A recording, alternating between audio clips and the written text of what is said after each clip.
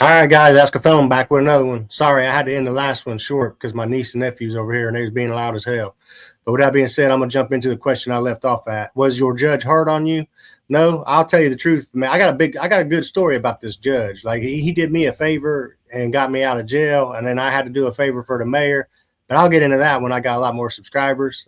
That's a story I want to share with a lot of people, and I'm kind of iffy about sharing it because I don't know if somebody's gonna see it and they're gonna be mad about it, or you know what I mean. But no, my judge was not hard on me. My judge, first time I went in front of him, he gave me the agreement that if I did drug court and completed it, I would get my charges dismissed. And I had 2 Class B felonies and 2 Class D felonies. So to me, that seemed like a good deal, especially since I'd done sat in prison or jail for 9 months. I'd been in jail for 9 months when they came with the plea agreement that said, sign this and you get to go home tomorrow to drug court. So I jumped on that quick. You know, I was tired of sitting in jail. I didn't want to keep trying to fight the case like that. But with hindsight, I wish I would have fought it because my attorney, after I talked to my attorney, I got a new attorney. He told me I can beat this. They don't have no evidence on you. I'm like, I already talked to the detectives. So I cheated myself basically. But like I said, it was a learning experience. So, I mean, it is what it is. But my judge gave me drug court the first time. I couldn't do that, so I ran. I ran for like 3 years, and then I ended up turning myself in after I ran. And then he gave me another chance at mental health court because I told him, I said, it was the drugs. I ain't got a drug problem. I got a mental problem. I got social anxiety so bad that these groups you send me to, I can't do the groups because it's a phobia of being around large groups of people. So he gave me mental health court. I ran on that. Then the next time I went in front of him, he gave me a chance and he gave me work release. And then I ended up running from work release. So, and all in all, I ended up running for 5 years total. And when I did go in front of him, that's when he threw the book at me and told me, well, guess what? Now you get to go to prison for 22 years. It was 22, 24. It was something like that. But it was 24. It was 20 for the burglary. And then I think it was 4 for the theft. They charged me with burglary and theft, which to me, that sounds like a double charge. You know, burglary is theft in my opinion, but I don't know. But it was 24 and 24, but he ran them concurrent. So they ran together to where I was getting credit for one while I was doing time. And it wasn't consecutive. Consecutive means you do the 24 and then you start over and do the other 24. But my judge gave me a lot of breaks. Like he even got into it with the prosecutor on one of them. The time I turned myself in, he was like, Mr. Smith, where you been at all this time? Did you even leave this town? I'm like, no, I stayed right here at the town in the same address the drug court had for me, all that. And the prosecutor knew what he was about to do, and the prosecutor spoke up. He's like, Your Honor, you're stupid if you let this man go today. And the judge was like, well, you hear that, mister? He says, I'm stupid if I let you go today. And he's like, well, guess what? Call me stupid. He's like, but you're going to prove one of us wrong, and it better not be me. And when he did, he let me go. I ran 3 days later. And when I went in front of him, when I got caught, that's when he hit me with the book. But I'll never forget that. I remember him telling the prosecutor, calling him stupid if he let me go. And the judge was like, well, call me stupid. So no, my judge wasn't hard on me.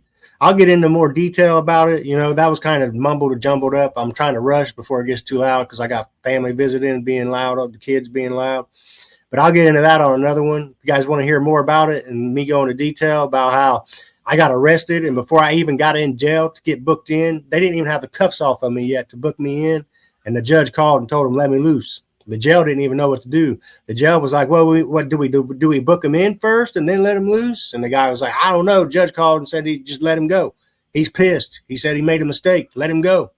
And that was because the woman I married knew the judge and she pulled some strings. But it led to later on me having to do some favors for him. But I'll get into that on another video. What was your married life like? My married life was good, but we jumped on it too soon. I got married 6 months out of being after prison.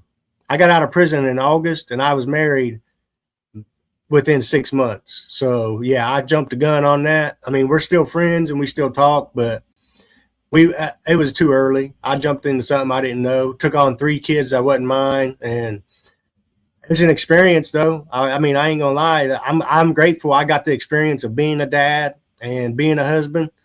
It just wasn't the right time, I guess. What does it feel like knowing you're actually going to prison? It's one of the most shittiest feelings you can have, knowing that any minute you're going to jail. Like for 5 years, I lived like that on the run, knowing that any minute, literally any minute, somebody could come knock on that door and take me. Any minute, I could be walking down the road, a cop drives by and says, "Oh, you fit the description. I need to run your name." It was like, it's the shittiest feeling. You can't plan nothing.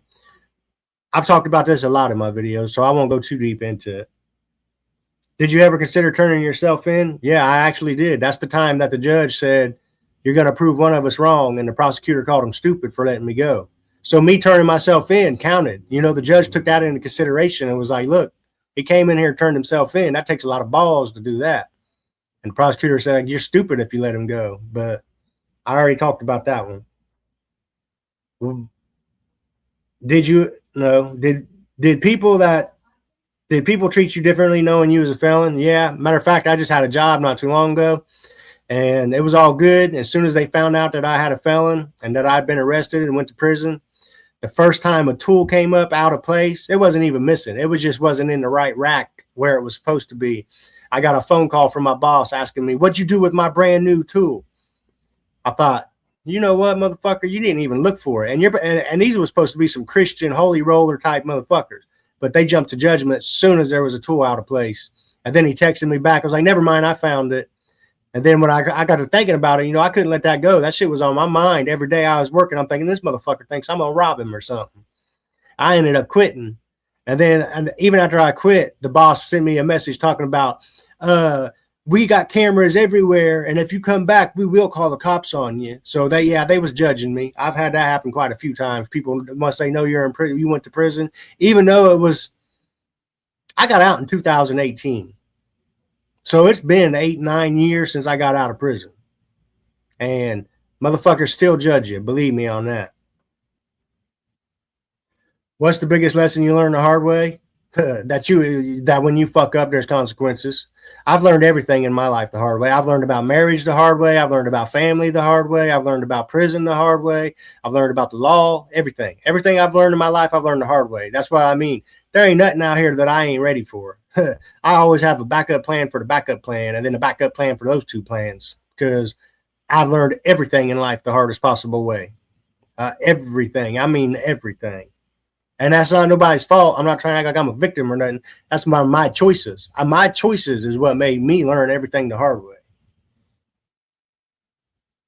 What's the exact moment your life started going downhill? As soon as I got my prescriptions. When I got a prescription of hydrocodone, Xanax, and Soma, that's when my life started going downhill.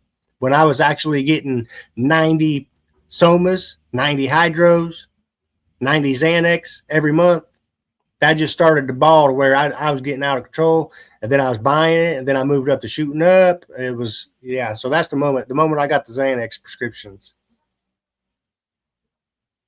What did you lose first? Your money, family, freedom, or yourself? I think I lost myself first, and then I lost everything else. I lost myself to drugs, and then everything else just followed suit right after that. Once I lost myself, it was over with. What did being on the run do to your mind? Well, it made you paranoid, but it also made you a sharper thinker. And I thought about everything. Every move I made was calculated when I was on the run. There wasn't one thing I did without thinking about it. I mean, I literally made everything a calculated move. I wasn't playing around out there when I was on the run. I was making sure I was safe from the police for any reason. So that's what it did to my mind. And it also made you paranoid because you don't know who you could trust, especially when they got you in a paper offering $1,000 reward. And all you know is a bunch of broke dope heads who $1,000 to them is life-changing money. So yeah, it did a lot to your mind. What's the craziest place you ever slept while hiding? I slept in a porta potty, a nasty ass porta potty. Because I that's another story. But I ended up getting so paranoid one time that I drove my car as far as it would go until it broke down on me. And then once it broke down, I left it where it sat with everything I owned in it. And then I walked to a whole nother state. But that's a whole nother story for a whole nother time. But I slept in a porta potty while I was hiding. What was the first thing you thought about when you woke up in prison? Every day I woke up, because especially if you had a good dream in prison and then you wake up and you realize you're still in there, it's pretty shitty. But what I thought every morning when I woke up is, get up, get this time cut. Get up, go down here and do these classes. Get up and go down here. Make sure you're watching your P's and your Q's so you can get that time cut. Make sure you're doing everything that looks good on paper. It can be the smallest thing inside there. It ain't shit to do in there, but you put it on paper when you file for that modification, and it looks good to that judge. A judge is like, wow, he did this, and this. And that's what I thought about every morning when I woke up. Because for the first 2 years in prison, I was in an idle dorm. The last year, I was in a program dorm, which was a 9-month intense therapy program. But with that being said, guys, thanks for watching. Please be sure to hit that subscribe. Tell your friends to watch and subscribe. And with that being said, I'll get into some more videos. I got stories. These are just me answering questions, but I got my story part 1. I got my story part 2 on here, where it kind of gives you guys a background of my life from a kid growing up to what led up to all this. I'm on my story part 2, so you guys can check them out. I'll get to my story part 3 soon. But until then, see you.